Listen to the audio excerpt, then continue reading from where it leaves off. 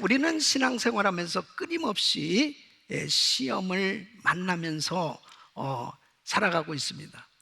누구나 다 신앙생활하면서 이 신앙의 고비를 겪을 때가 있습니다. 그래서 여러 가지 형태의 이 신앙의 시험을 겪게 되는데요, 이러한 신앙의 고비를 잘 넘기면 영적으로 성숙해지고 또 위대한 간증이 만들어지지만은, 이 신앙의 고비를 넘기지 못하면 무서운 영적 침체에 빠지고 또 시험에 빠지게 되는 걸 볼 수 있습니다. 이 신앙의 고비라고 하는 것은, 이 신앙의 시험은 이렇습니다. 내가 좀 더 하나님께 가까이 나가려고 할 때 여러 가지 형태로 우리 앞에 놓여지는 장애물을 의미하는 거예요. 그래서 사람들마다 다 각기 여러 종류의 이 장애물들을 겪으면서 신앙생활을 하고 있는 거죠.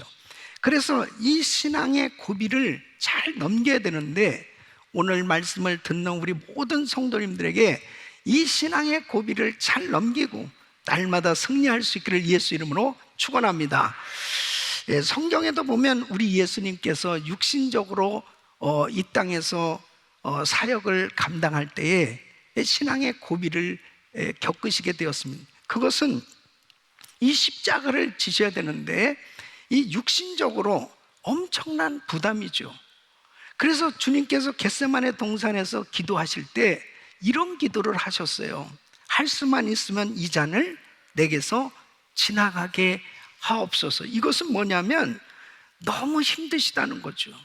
너무 어렵다는 거죠.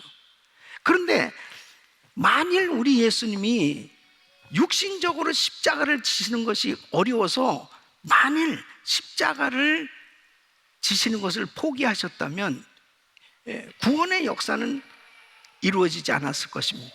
이것은 엄청난 시험이었습니다. 그런데 마태복음 26장 39절에 보면 예수님께서 땀방울이 핏방울 되기까지 기도하시면서 이렇게 기도를 하시는 거예요. 내 아버지여, 만일 할만하시거든 이 잔을 내게서 지나가게 하옵소서. 그러나 나의 원대로 마옵시고 아버지 원대로 하옵소서. 그러니까 결국은 뭐냐면 우리 주님께서 아버지의 뜻대로 제가 순종하겠습니다, 아버지 뜻대로, 아버지 원대로 그렇게 십자가 지겠습니다. 그러니까 결국 우리 주님은 이 신앙의 위기를 극복하신 거예요. 그리고 승리하신 겁니다.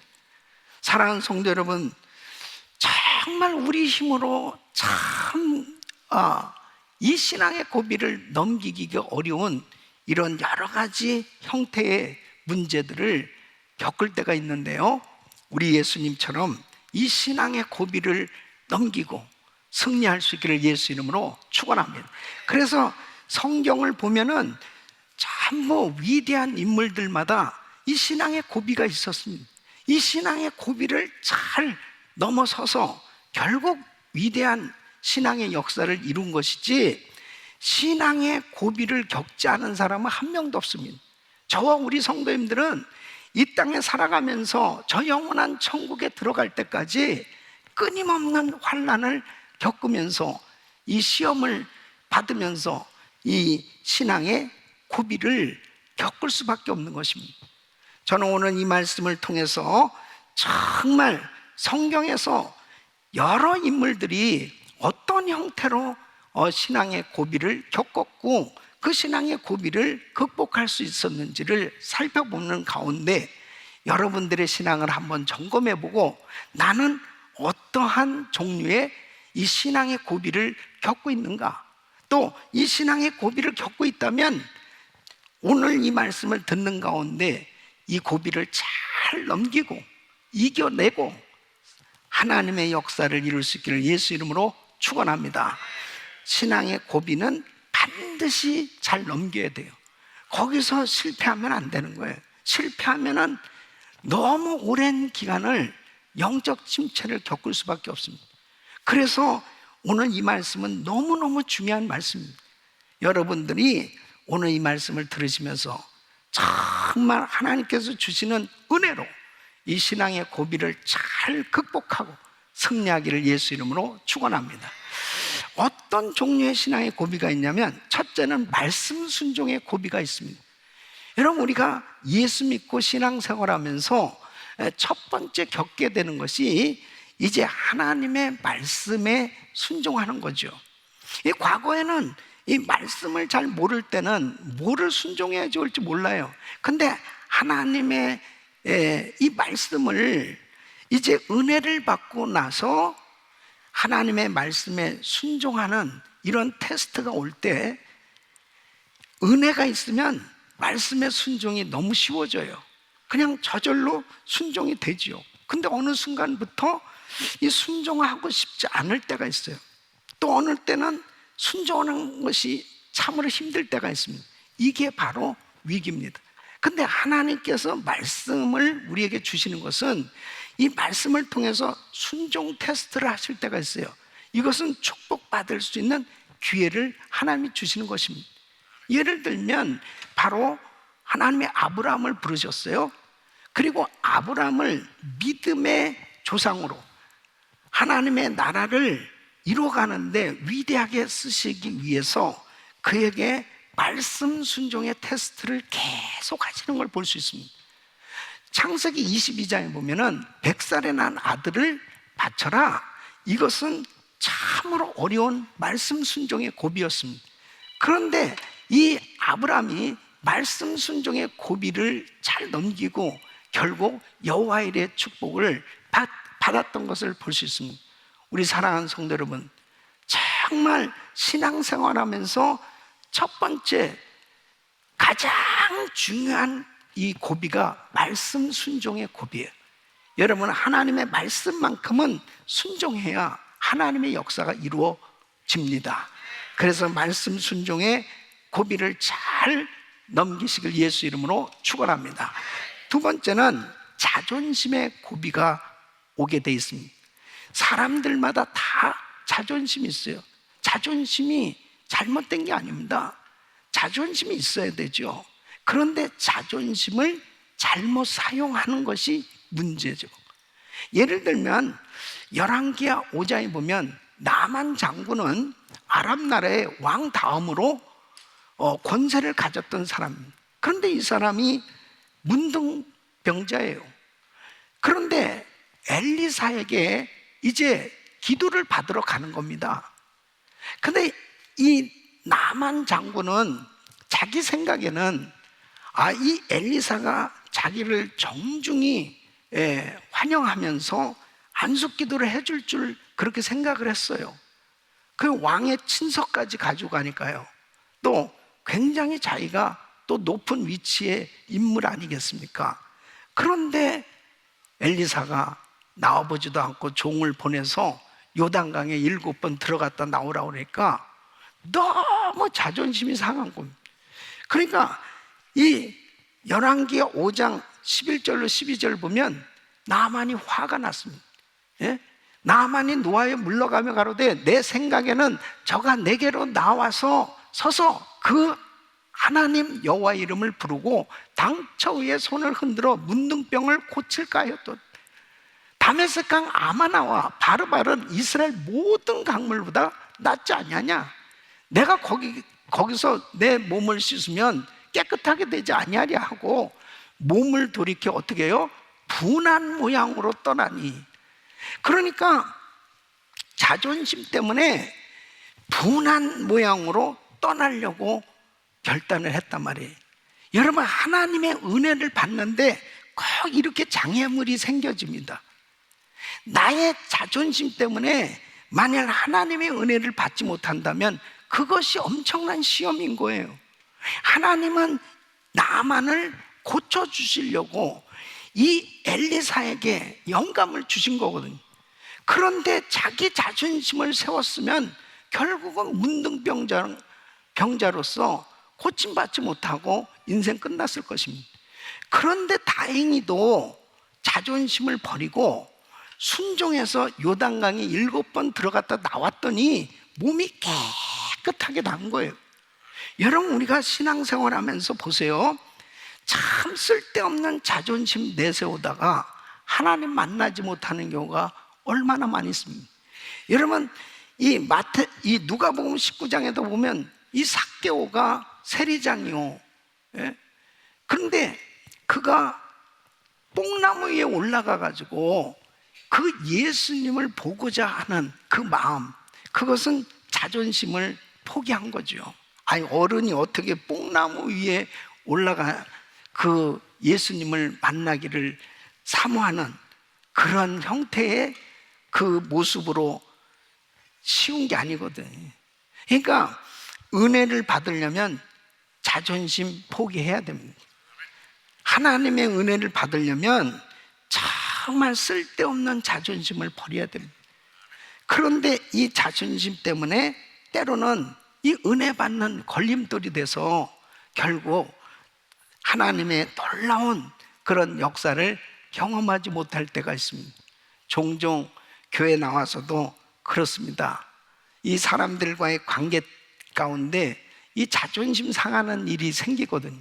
그럴 때 그 자존심의 고비를 잘 넘기고 하나님의 은혜를 받으시길 예수 이름으로 축원합니다. 세 번째는 교만의 고비가 와요. 교만. 여러분, 하나님은 겸손한 자에게 은혜를 주시는 겁니다.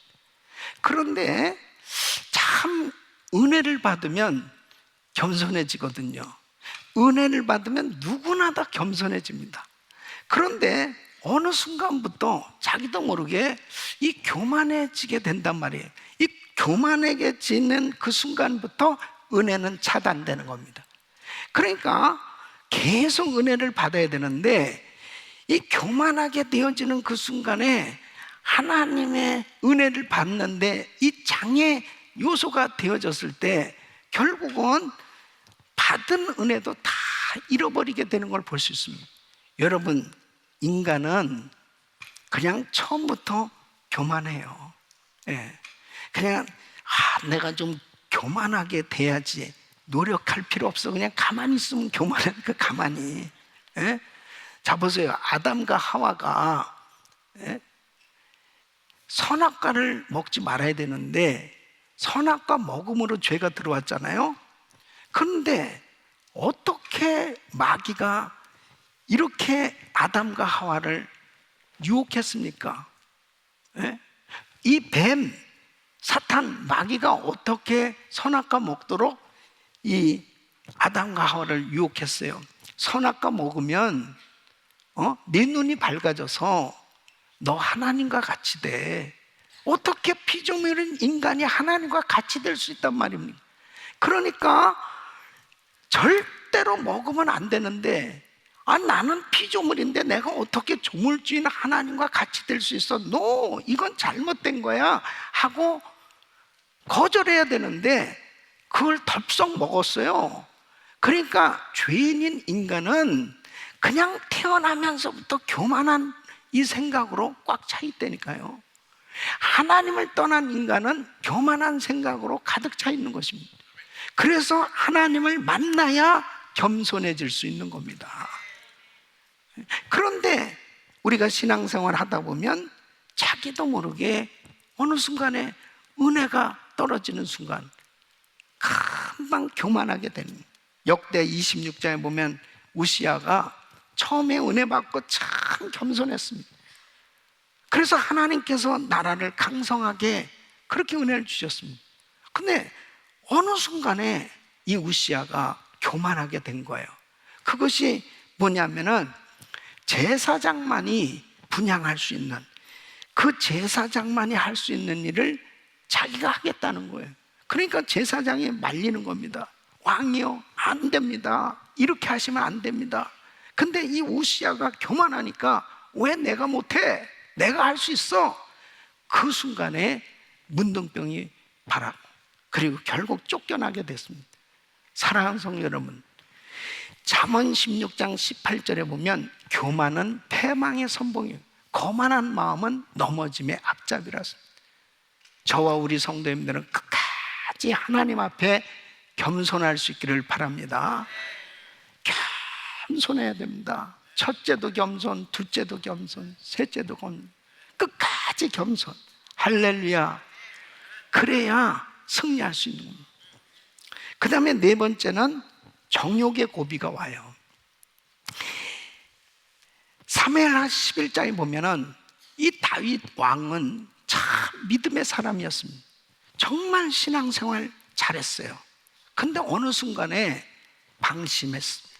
이 방심한 틈을 타서 결국 사단이 이 정욕을 가져다 줬단 말이에요. 그래서 밧세바가 목욕하는 그 모습을 보고 결국 음욕을 품게 되고 그리고 간음죄를 저지르게 됐죠. 이 정욕의 고비가 올 때가 있습니다. 뭐 건강한 사람에게는 다 누구나 다 이런 시험이 올 때 있어요. 그런데 중요한 것은 이것을 하나님의 은혜로 잘 극복해내는 게 얼마나 중요한지 모릅니다. 이 삼손 보세요. 삼손도 큰 능력을 받았지만 가지 말아야 될 곳에 갔단 말이에요. 아니 사사가 어떻게 기생집을 들락거리고. 여러분, 우리 믿음의 사람들은 주여 시험 받지 않게 해주세요, 그렇게 기도도 할 수 있지만 시험 받을 자리를 자기가 만들면 안 되는 거예요. 그러니까 보세요, 요셉에게 시험이 닥쳐왔습니다. 그거는 보디발의 아내가 계속 자꾸 앞에서 어른어른 거리는데 머리에 훅가시를 주고 붙이고 막 그러면서 그렇게 젊은 청년을 막 그렇게 유혹을 하는 거예요. 그런데 여러분 보세요, 요셉이 승리할 수 있었던 게 뭐냐면 아예 그 자리를 피했단 말이에요. 그러니까 그런 자리가 혹시 이게 닥쳤다 그러면 방법은 딱 하나입니다. 거기에서 주여 극복하게 해주세요 하면서 묵상하고 있으면 지는 거예요.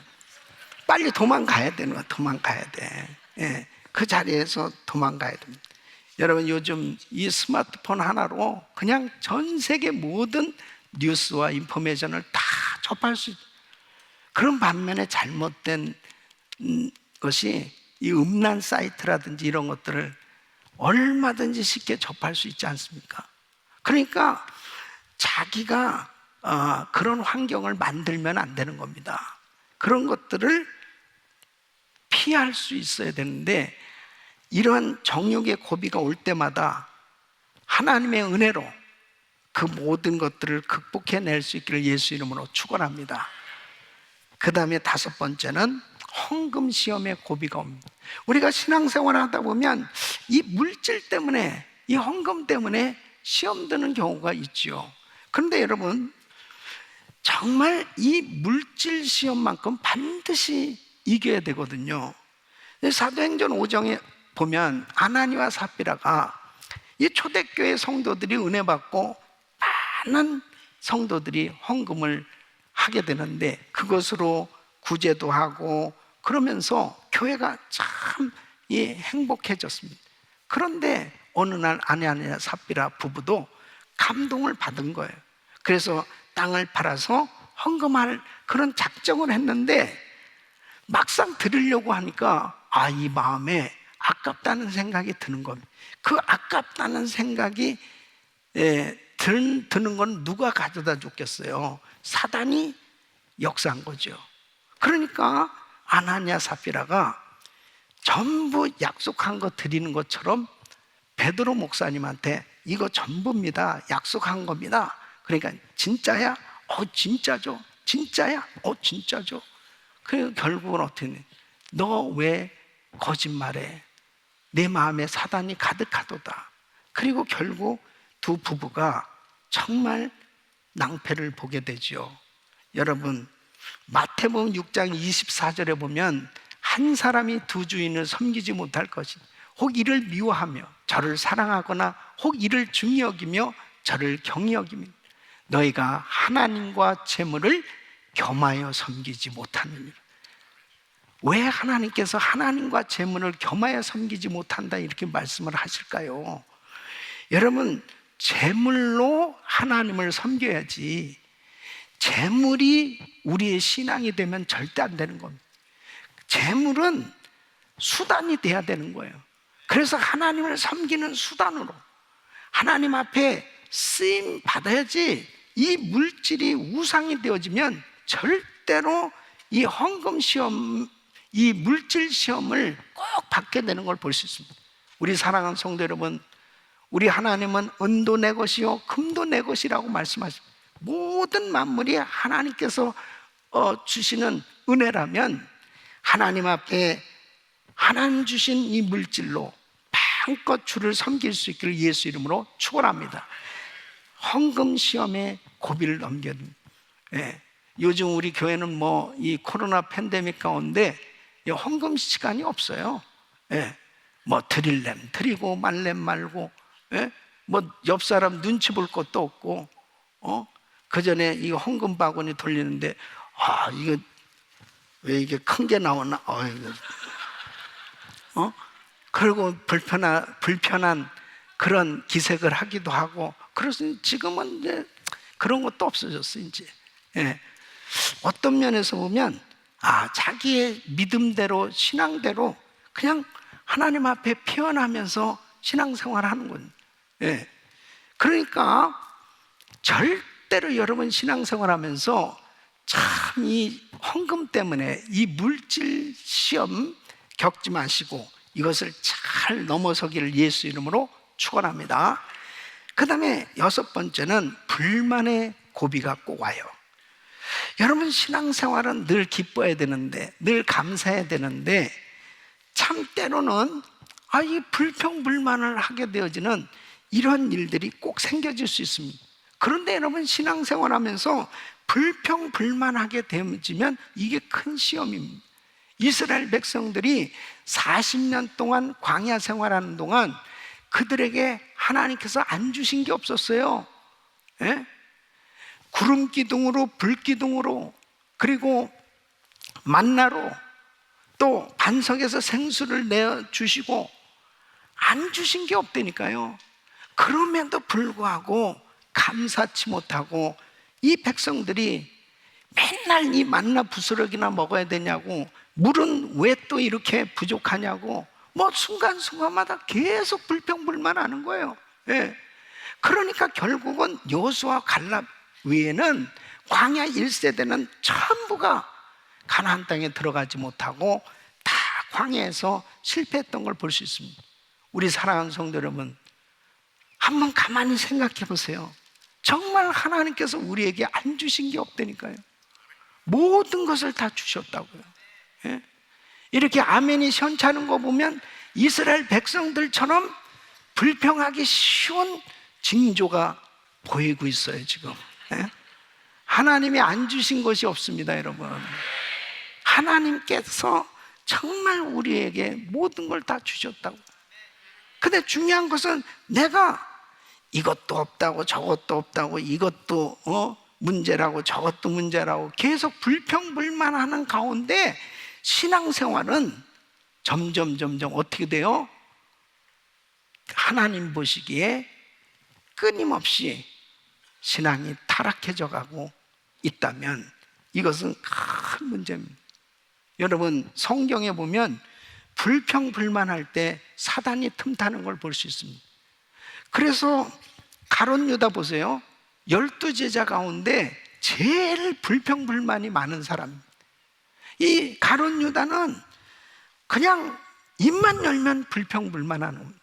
그래서 마리아가 옥합을 깨서 주님에게 드렸을 때도 가장 혈기를 부리면서 열내면서 불평한 사람은 가룟 유다였습니다. 왜 이것을 허비하냐? 가난한 자들에게 나눠주면 얼마나 좋은 일이 될 텐데, 막 계속 좋은 말 같지만은, 바른 말 같지만은 그 마음에 불평불만이 가득했습니다. 근데 그 이유를 보니까 요한복음 13장 2절에 마귀가 벌써 시몬의 아들 가룟 유다의 마음에 예수를 팔려는 생각을 넣었더니, 가룟 유다 마음에 예수를 팔려는 생각을 넣었대요. 누가? 마귀가. 더 구체적으로는요, 누가복음 22장 3절에 12 중에 하나인 가롯신이라 부르는 유다에게 뭐가 들어가요? 사탄이 들어가니? 그러면 아예 사탄이 들어갔어요. 다른 유다에게. 그러니까 여러분, 예수님의 제자가 어떻게 예수를 팔 생각을 합니까? 이건 마귀가 역사한 거죠. 그러니까 우리가 신앙생활하면서 저건 말도 안 돼, 그것은 말도 안 되는 짓은 마귀가 하는 거예요. 그러니까 마귀가 그런 생각을 가져다 주니까 인간이 해서는 안 될 짓까지 하는 것입니다. 그 중에 가장 마귀가 역사하는 게 뭐냐면 불평불만을 하게 하는 겁니다. 근데 여러분, 신천지가 교회마다 다니면서 사용하는 방법이 바로 이 방법입니다. 그 마귀 짓을 하는 거예요. 교회 가가지고 이 교회 보니까는 이게 문제네, 저게 문제네, 아주 그래가지고 계속 성도들을 부추겨가지고 불평불만하게 만드는 거예요. 예. 그 마귀가 강력하게만 역사하기 시작하면, 그 마귀가 소용돌이를 치기 시작하면 그 교회가 간단하게 그냥 마귀가 접수하게 되는 거죠. 사랑하는 성도 여러분, 여러분 입에는 감사가 넘치길 바랍니다. 입술에 그냥 감사, 이래도 감사, 저래도 감사, 이래도 감사, 저래도 감사. 그 감사가 넘칠 때 성령님이 역사하시는 거예요. 그래서 이 불평불만의 고비가 꼭 와요. 이럴 때 이 고비를 잘 넘기기를 예수 이름으로 축원합니다. 그 다음에 7번째는 이 환난의 고비가 닥쳐올 때가 있습니다. 우리는 끊임없이 환난을 당하면서 살고 있어요. 왜? 이 세상이 환난 많은 세상이니까. 그런데 오늘 이 본문 말씀을 보면 다니엘은 엄청난 환난을 만나게 됩니다. 여러분, 다니엘이 티네이저 때 이제 바벨론의 포로로 잡혀온 거예요. 아니, 자기 나라에서도 살 수 없이 자기가 자유스럽게 무슨 바벨론에 유학을 온 게 아니에요. 포로로 잡혀왔다니까요. 그냥 할 수 없이 바벨론에 살아야 되는 거예요. 그런데 이 바벨론에 와서 살면서 보세요. 이름도 바꾸게 합니다. 이름도 다니엘인데 벨드사살이라고 이름을 바꿔놓는 거예요. 그리고 왕의 음식을 먹게 했습니다. 이 왕의 음식은 제사한 후에 이제 왕에게 들어가는 음식이거든요. 그러니까 우상에게 드려진 음식을 먹고, 그 다음에 우상에게 절하야만 살 수 있어요. 그러니까 완전히 아주 생각도 삶 자체가 전부 우상을 섬기지 않으면 도무지 살아갈 수 없는 이런 환경 가운데 다니엘이 산 겁니다. 그런데 여러분 보세요.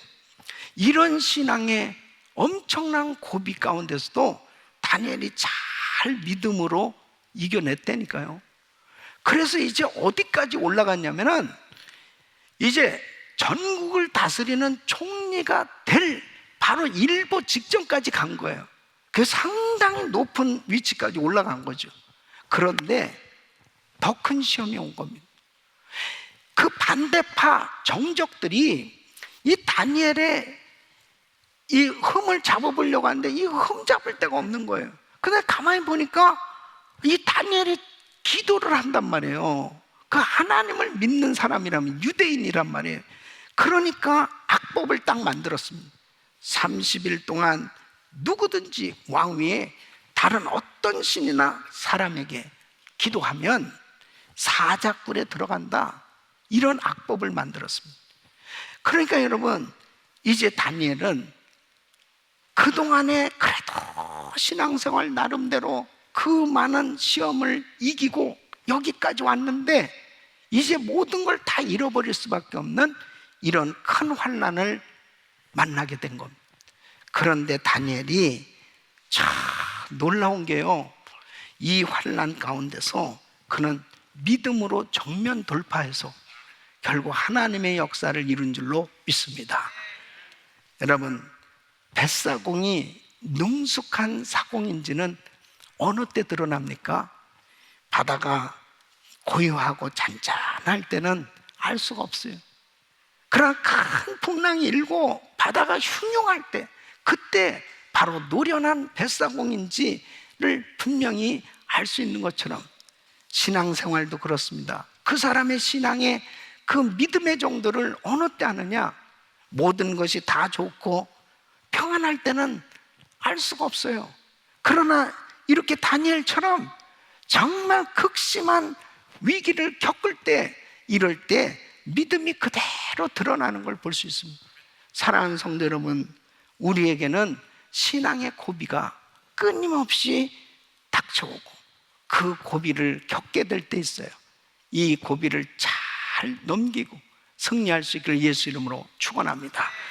하나님 앞에 우리가 겪는 이런 시험들은 반드시 이겨야지, 여기에서 지면은 영적 침체를 겪게 되고 결국 신앙생활은 성장하지를 못합니다. 그래서 오늘 이 말씀 잘 들으시고 나는 지금 어떤 신앙의 고비를 겪고 있는지, 어떤 종류의 신앙의 고비를 겪고 있는지를 잘 분석하시고 분별하시고 정말 어떤 신앙의 고비라 하더라도 다 극복하고 승리하시길 예수 이름으로 축원합니다. 그러면 어떻게 이 신앙의 고비들을 잘 넘길 수 있느냐, 이길 수 있느냐? 첫째는 신본주의 신앙의 사람이 되어야 하는 것입니다. 따라했습니다. 신본주의 신앙의 사람이 되자. 자, 10절 말씀을 보면 다니엘이 이 조서의 어인이 찍힌 것을 알고도 자기 집에 돌아가서는 그 방 예루살렘으로 향하여 열린 창에서 전에 행하던 대로 그랬습니다. 그러니까 지금 예루살렘을 향해서 이 창문을 열고 기도하는데 하루에 3번씩 이렇게 기도하면서 신앙생활을 하고 있어요. 그런데 조서의 어인이 찍힌 것은 뭐냐면, 만일 전에 행하던 대로 이렇게 창문을 열고 기도를 하면 어떻게 돼요? 사자굴에 들어가는 거예요. 그런데 어떻게 이것을 알고도 전에 행하던 대로 이렇게 할 수 있느냐? 바로 다니엘은 내가 겪는 이 환난 다 하나님이 아신다는 것입니다. 바로 이것이 신본주의 신앙이에요. 하나님이 모든 것을 다 알고 계신다. 하나님의 주권을 인정하는 신앙입니다. 바로 모든 것이 하나님의 손에 있음을 이 분명히 믿는 신앙이 바로 신본주의 신앙인 것입니다. 그러니까 이런 환난 가운데서도 변함없이 믿음으로 나갈 수 있는 것이 뭐냐면, 그 하나님, 모든 만사를 주관하시는 하나님, 그 하나님은 지금도 우리와 함께하고 계시고 바로 나의 모든 인생의 삶의 여정을 다 알고 계시는 그 하나님이라는 사실을, 그 하나님의 주권을 인정하는 거예요. 그러니까 이런 환경 속에서도 끝까지 믿음으로 나갈 수가 있는 것입니다. 그래서 로마서 11장 36절 보면 이는 만물이 주에게서 나오고 주로 말미암고 주에게로 돌아갑니다. 모든 만사가 주의 손에 달려있는 줄 믿으시기 바랍니다. 여러분, 욥을 보세요. 동방의 부자였어요. 동방의 의인이었어요. 하나님이 인정할 만한 신앙의 사람이었습니다. 그런데 욥에게 엄청난 시험이 오지 않았습니다. 자기에게 있는 10자식이 하루아침에 사고로 다 죽고 모든 재산 다 날아가고 육체의 질병까지 온 거예요. 어떤 면에서 보면 모든 걸 다 잃은 거예요. 그런데 욥기서 1장 21절에 그는 이렇게 고백하잖아요. 내가 모태에서 적신이 나왔사온즉 또한 적신이 그리로 돌아가올지라. 주신 자도 여호와시오 취하신 자도 여호와시니 여호와 이름이 찬송을 받으실지어다. 주신 자도 하나님, 취하신 자도 하나님.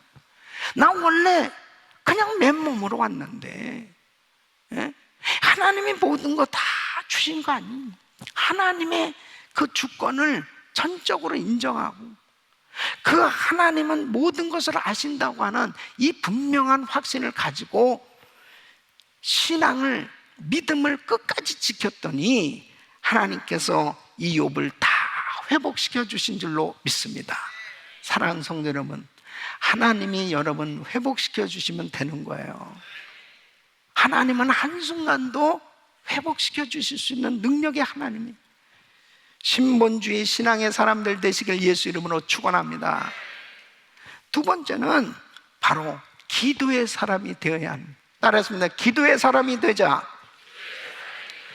자, 10절 말씀 보면 하루 3번씩 무릎을 꿇고 기도하며 그랬습니다. 이 다니엘은 기도의 사람이었습니다. 그러니까 여러분 보세요. 기도는 순간순간 닥쳐오는 이 시험을 하나님께 맡겨드리고 하나님의 놀라운 은혜를 경험하는 통로가 되는 거예요.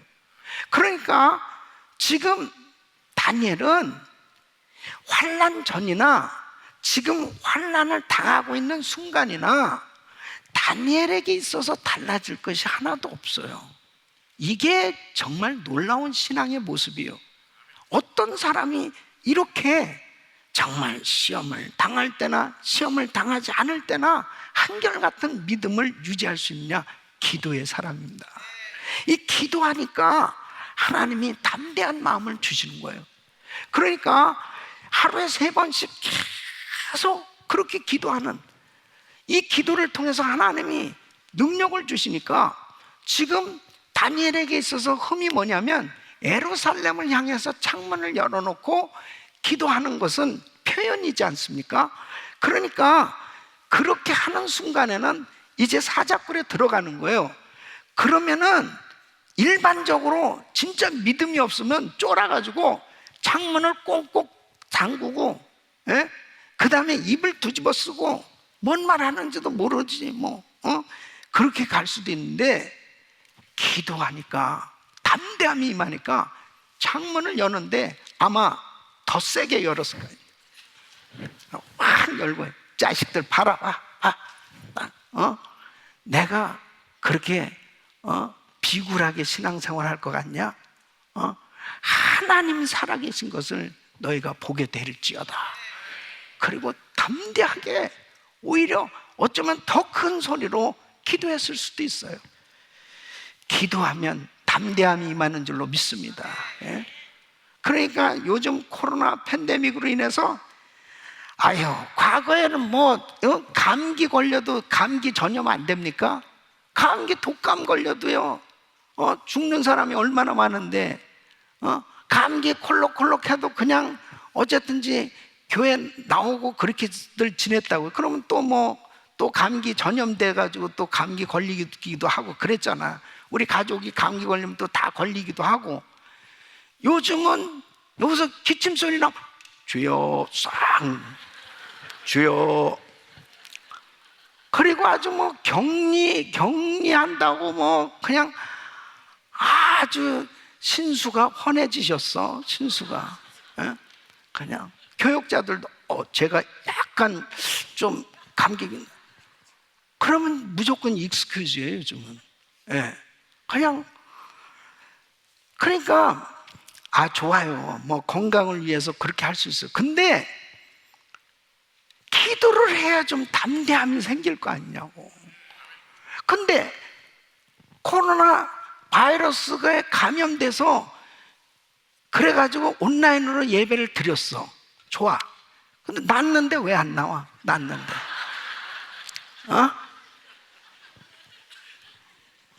이거는 영상으로 온라인으로 예배 드리는 성도님들, 내가 건강하면 예배당에 나올 수 있으면 나와서 예배를 드려야 돼요. 그럼 이 마음에 담대함이 생겨야 되거든요. 마음에 담대함이. 괜히 많은 사람들 앞에 갔다가 마켓 가서 걸리잖아. 마켓 가서 교회 와서 안 걸리고 마켓 가서 걸리고. 그러니까 이 세상은 안전지대는 없어요. 예수님만이 우리의 진정한 피난처예요. 담대하란 말이에요. 담대하게. 담대. 그리고 기도하니까 하나님이 평안을 주시는 거예요. 평안. 사자굴에 들어가는 얼마나 불안합니까? 이제 다 끝난. 근데 여러분 보세요. 실제로 다니엘이 사자굴에 들어갔다고요. 얼마나 이게 위기입니까? 근데 참 평안함이 있어요. 사랑하는 성도 여러분, 기도하면 하나님이 평강 주신 줄로 믿습니다. 캐먼스 윌슨이라는 사람이 오늘 자기 사무실에 갔어요. 갔더니 그 책상 위에 해고 통지서가 놓인 거예요. 너무 기가 막히면 너무 속상합니다. 아니 정말 아무 통보도 없이 어떻게 이렇게 일방적으로 그냥 나를 해고시킬 수 있는, 너무 분통도 터지고 자존심도 상하고 속상한 가운데 집에 와서 자기 아내한테 여보 나 정말 죽고 싶다, 나 정말 살고 싶지 않아 막 그러면서 막 상사를 욕하고 불평하는 겁니다. 근데 이 아내가 참 믿음이 있는 아내예요. 여보 당신 그 일 때문에 기도해 본 적 있어? 그러니까 아내의 말을 들으니까 그 말이 이 마음에 확 와닿는 거예요. 여러분 참 이 부부가요 참 둘 중에 하나라도 좀 믿음이 있어야 돼. 이 남편이 야 진짜 내 미치겠다 나 정말 나 죽고 싶다 그러면 그래 죽어 그냥 죽어 그래 같이 죽자 그래가지고 그냥 근심 충만 염려 충만 그래가지고 계속 같이 욕하고 계속 불평하고 원망하고 그러면 같이 망하는 거예요. 근데 이 윌슨의 부인이 여보 정말 그 문제 때문에 기도해 본 적 있어? 그래도 자기가 신앙인인데 기도는 해야지. 근데 같이 부부가 기도하는 가운데 하나님이 그 마음에 평강을 주는 거죠. 그리고 불평하고 원망했던 이런 것들이 다 사라지고 하나님 앞에 기도하는 가운데 하나님이 영감을 주셔서 이 건축하는 일을 하게 됩니다.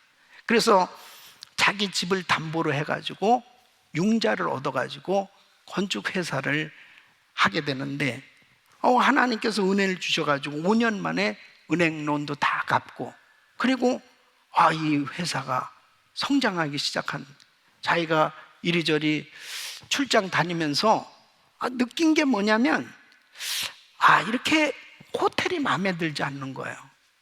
비싸기만 하고 별로 이렇게 쾌적하지도 못하고. 그래서 자기가 건축을 하니까 이런 호텔을 지으면 어떨까, 좀 가격도 저렴하고 또 환경도 좀 쾌적하게 만들면 사람들이 좋아하지 않을까. 그래서 그가 첫 번째로 호텔을 지었는데 그것이 바로 홀리데이 인입니다. 그래서 여러분 이것이 세계적인 체인 호텔이 되지 않았습니까? 기도하면 불평하던 일이 사라지고 오히려 축복의 길이 열려지는 줄로 믿습니다. 그러니까 이 문제가 생겨졌어요. 한쪽이 막히면 기도하면 한쪽이 열려진다니까. 여러분 사방이 다 막혀도 하늘은 열려 있다니까요. 지금까지 우리 교회가 정말 숱한 여러 가지 환경적인 시험 가운데서도 세계 선교를 감당할 수 있는 교회로 오늘까지 성장케 하시고 부흥케 하시고 사역을 감당할 수 있는 것은 교회가 기도할 때 하나님께서 열어주신 줄로 믿습니다. 우리 사랑하는 성도 여러분, 기도의 사람들이 되십시오. 특별히 이 팬데믹 가운데 또 세계적인 불안과 여러 가지 많은 어려운 일들이 우리에게 닥쳐올 때마다 원망하고 불평하지 말고 환경에 좌우되는 그런 신앙이 아니고 기도함으로 환경을 변화시킬 수 있는 그런 능력의 사람들이 되시기를 예수 이름으로 축원합니다.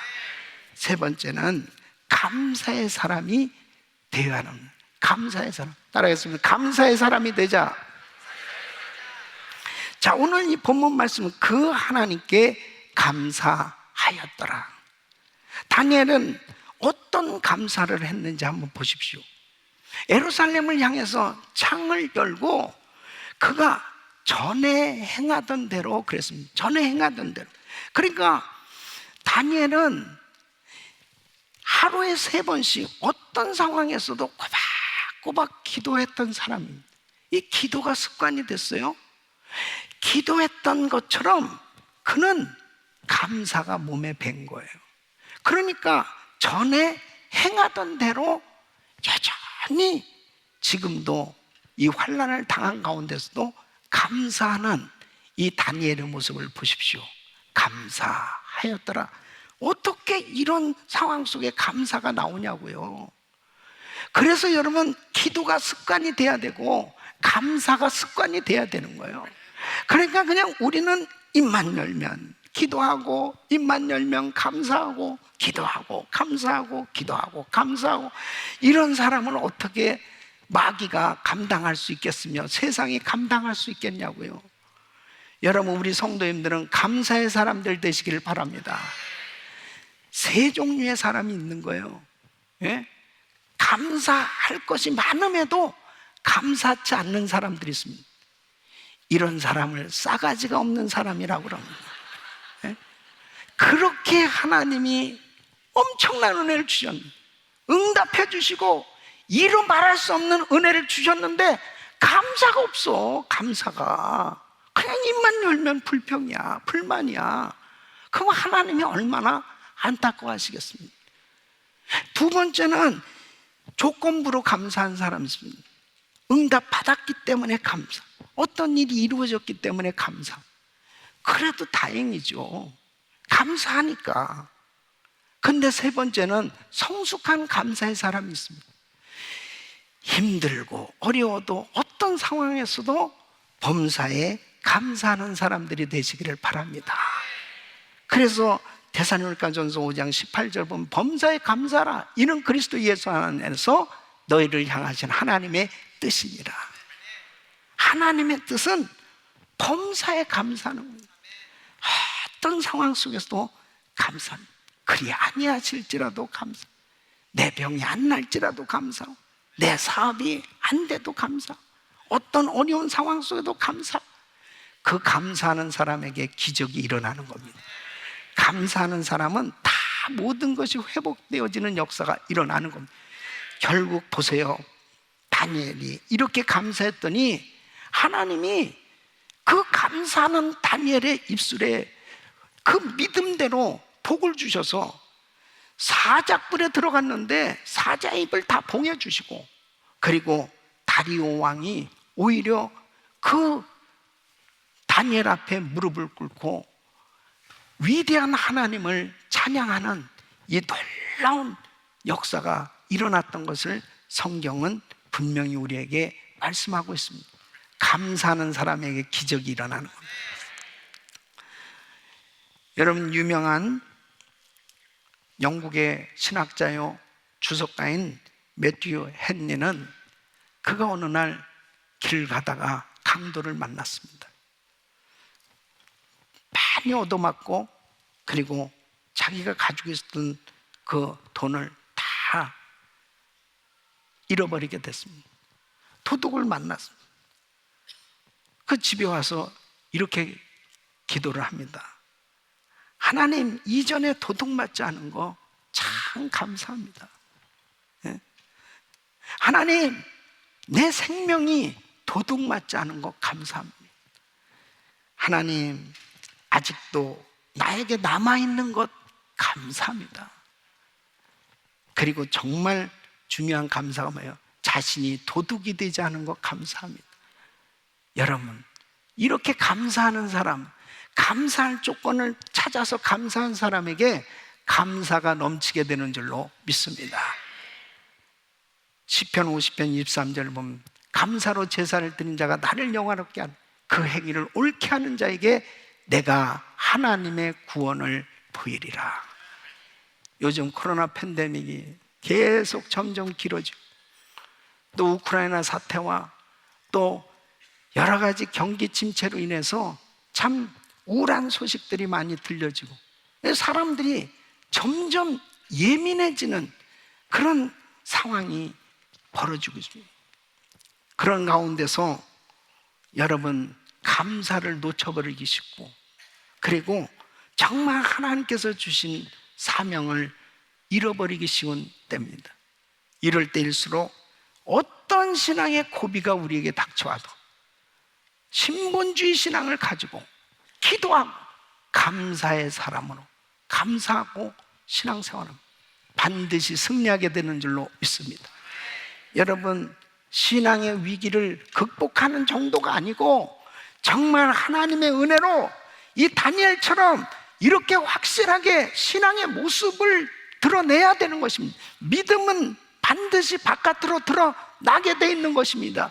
바로 이런 환난 가운데서도 위축되고 좌절하고 낙심하고 절망 가운데서 불평하고 원망하는 그런 소극적인 신앙이 아니고 오히려 더 어려우면 어려울수록 예수 믿는 사람의 모습이, 바로 내 자신의 신앙의 모습이, 우리 교회의 신앙의 모습이 바깥으로 정말 예수 믿는 사람은 저래야 된다, 바로 그리스도의 향기를 발할 수 있는, 세상을 향해서 영향력을 끼칠 수 있는, 하나님께 영광을 돌릴 수 있는 위대한 간증자들이 되시길 예수 이름으로 축원합니다.